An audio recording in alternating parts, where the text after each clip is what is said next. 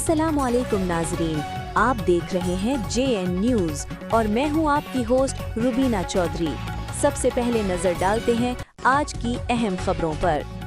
Breaking news new Karachi wood and aluminium glass works का इफ्तिताह आलमदीन जमीयत बेला के अमीर हाफिज सनाउल्लाह मेंगल और मौलवी शेर मोहम्मद ने बाकायदा फीता काट कर किया।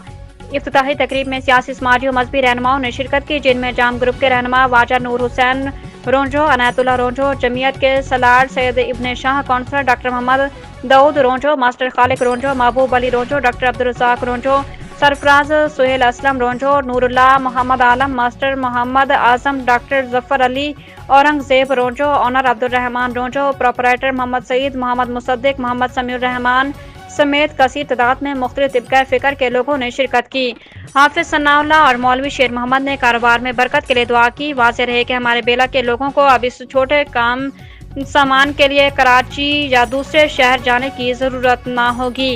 साफ शफाफ म्यारी सामान मुनासिब रेट में दस्तयाब होगा। आखिर में ऑनर अब्दुल रहमान रोंझो की जानिब से मेहमानों के लिए नमक, पारा, शेरीनी और लजीज चाय का इंतज़ाम किया गया।